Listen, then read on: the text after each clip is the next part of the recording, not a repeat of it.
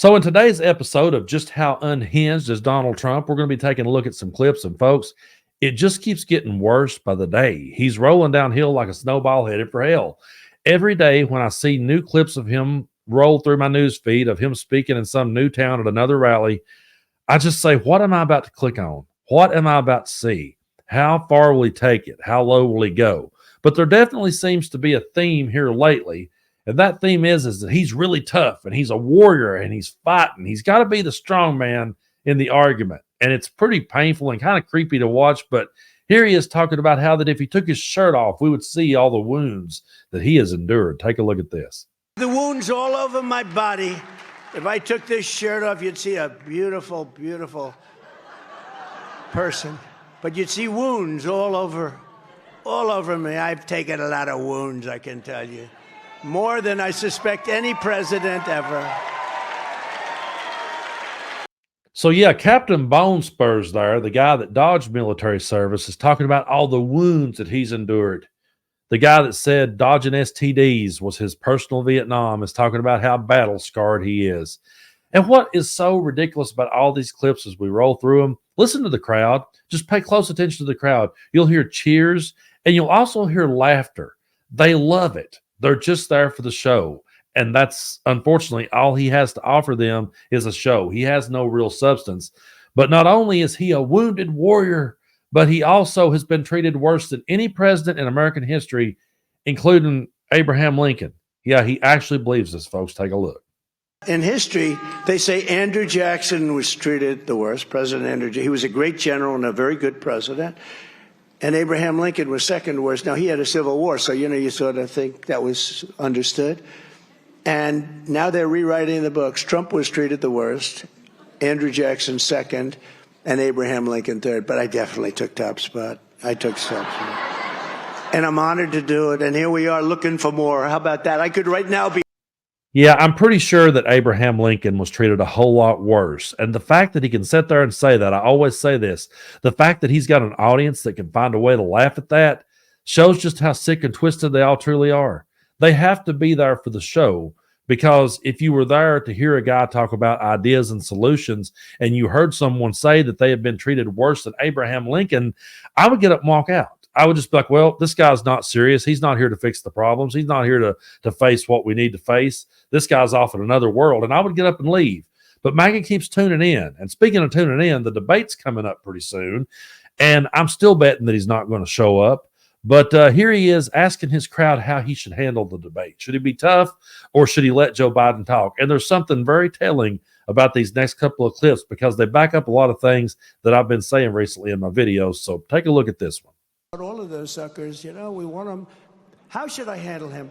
Should I be tough and nasty? Or should I be, she'd say, no, should I be tough and nasty and just say you're the worst president in history? Or should I be nice and calm and let him speak? 50, be tough. Be tough. So bad. So bad. So here lately, I pointed out just how cruel MAGA is, and I pointed out how that they have no respect for the office of president. They have no respect whatsoever for Joe Biden.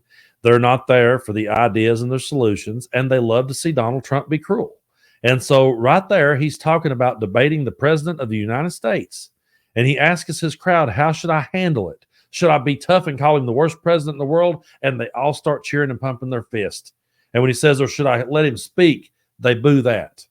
That tells you everything you need to know about the MAGA movement. They have no respect for anyone other than themselves, and they want to be able to be cruel to other people. If they truly cared about the issues at hand, and they truly cared about fixing the problems that we face as a country, then they would be saying, hey, get up there, have a debate, tell him why that your ideas are better, and offer to work with him. Offer to reach across the aisle. That's what reasonable people would be saying, but not MAGA. No, they love the fact they want him to be disrespectful to Joe Biden. And I will say this, if he does show up at the debate, which I still think he'll weasel out last minute, but if he does show up, mark my words, he will show up And when he's forced to play with the rules, he will start saying the game was rigged. And then he will skip out of the debates and we won't ever see another one. Because I promise you, he's shaking in his boots at the thought of having to debate Joe Biden. Because, see, he's been going along this entire time with the Sleepy Joe narrative. And then he heard the State of the Union address. And now they're having to say that Joe Biden is all jacked up. And, of course, that's where he goes with this next. So a little before debate time, he gets a shot in the ass. And that's... They want to strengthen him up. So he comes out. He'll come out. Okay. I say he'll come out all jacked up, right? All jacked up. Again, notice how they're cheering for that, and notice how you hear laughter in there too. They're loving every minute of this. But Donald Trump does not want to debate Joe Biden. And to anyone out there who says Donald Trump is a good debater, they've lost their mind. He is not good at having a debate. He's good at muddying the water. He's good at causing a ruckus. He's good at causing a scene. But debating the issues at hand and knowing what he's talking about, he does not know what he's talking about. And any of these points that he's talking on for just a second, when he talks about Andrew Jackson was a great president or Abraham Lincoln was treated this way, he couldn't tell you anything about their presidencies. If you ask him to tell you about Andrew Jackson's presidency, well, Andrew Jackson, a lot of people talk about Andrew Jackson. Yeah, I've read a lot about Andrew Jackson. Andrew Jackson was tough, and yeah, a lot of people tell me Andrew Jackson was great, and I've read a whole lot about Andrew Jackson. He just talks in complete circles, and the followers just roll right with it. But these next couple of clips, folks, are just truly unhinged and delusional, and just reminds me of all the old drunk dudes that I used to sit on a bar stool with and get a kick out of. It was funny in the bar. It's not funny when a former president suggests that the UFC should have a migrant division, but he really did do that. Take a look. Dana White of UFC, I said, here's what we're going to do. You know, these are tough cookies coming into our country, coming with prisons and mental institutions. I said to Dana White, UFC, he's got a big fight going on right now. He's a good friend of mine. You know what he said the other day? They said, who's the toughest person you've ever met? He said, definitely Donald Trump. He said, Donald Trump. How about that? But I said, Dana, I have an idea for you to make a lot of money. You're going to go and start a new migrant fight league. Migrants, only migrants. And then at the end of the year, the champion migrant is going to fight your champion. And I hate to tell you, Dana, I think the migrant might win. That's how tough they are. So I realize that I have a whole lot of new subscribers here on the channel, so I just wanted to take a minute to thank everyone who has hit the subscribe button. If you haven't already, do so. And be sure to hit the like button, leave a comment if you feel like it. It just helps boost these videos in the algorithm and share them and get them out there to people. I really appreciate you guys coming along on this ride with me. But before I was sitting in a chair talking about things like this, I was a musician for over 25 years, and I played in a lot of redneck, cutthroat dive bars, places that I'm very lucky I made it out the other side.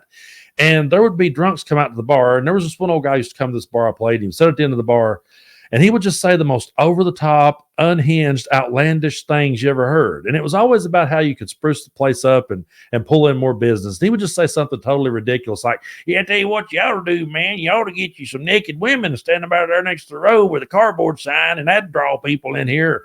I tell you what, if they just sell pills across the counter, this place would be hopping. And he would just say the most ridiculous things. You boys need to get you a stripper pole up there on stage. Hell, have fights in between. If somebody's mad at each other, instead of bouncing them out, hell, just let them fight on the breaks and let us watch.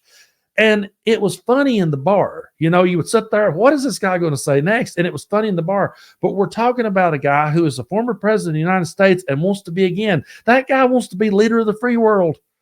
It's okay if you're just some drunk at a bar saying some bullshit. It can be funny in that environment. It's not funny when it's a man who's going to be in control of people's lives and is going to make decisions that's going to affect the whole country. The next time you're down at the bar and you see some unhinged idiot just saying off-the-wall things, ask yourself if you would vote for him. And if you at the same time say you would vote for Donald Trump, then I'm just here to let you know you're voting for the unhinged moron at the end of the bar. Now, Donald Trump has tried his best to weasel out of saying, I never said nothing bad about Wisconsin. Why would I ever want to run down a city I wanted to win?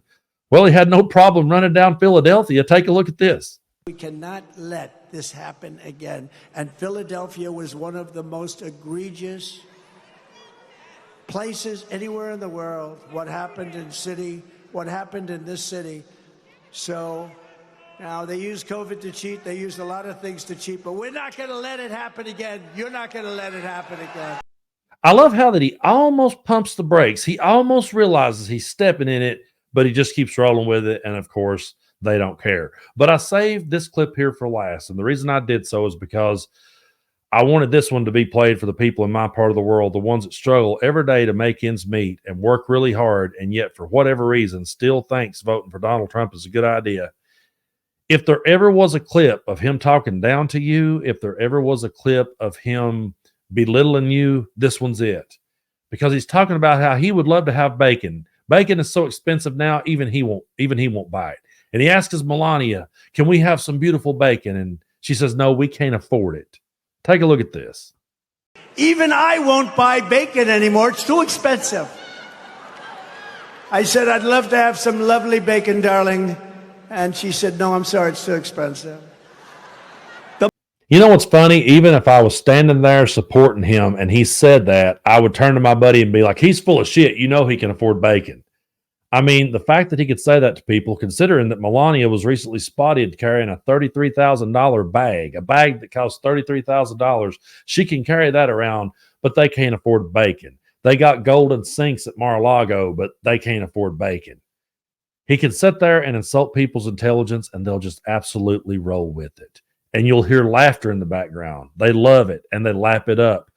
But they're fired up and ready to vote. And like my good buddy Denver Riggleman said, a stupid vote counts just as much as a smart vote. So you got to remember that they're fired up and ready to go. And folks, we got to vote like never before, because we can't let our democracy fall away from us. And we can't let it back in the hands of a guy who said he would be dictator on day one, and a guy who said he would terminate the Constitution anytime he wanted, and a guy that is that unhinged. I mean, every time I see his videos pop up in the news feed, I know I'm in for it. And I know it's going to be over the top, and I know it's going to be ridiculous.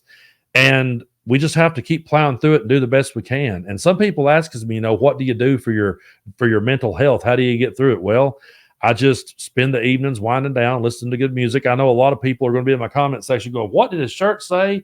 Well, the shirt says "Too cool to be forgotten." I don't know if I am necessarily, but this is actually a Lucinda Williams shirt, and she is one of my favorite songwriters. I got to go watch her recently in Knoxville, Tennessee. If you've never heard of her music, go out of your way to find it. Just one of the best storytellers and lyricists out there, and I just love her raw, raunchy voice. She's great. She's on my Mount Rushmore songwriters for sure. But yeah, when I get done listening to Donald Trump make a complete ass of himself and make a complete mockery of our country, I wind down by listening to some good music. So I highly recommend Lucinda Williams. You guys tell me what music I need to be listening to while I'm winding down in the afternoon. And as long as you don't say Ted Nugent or Toby Keith or Kid Rock, we'll be okay.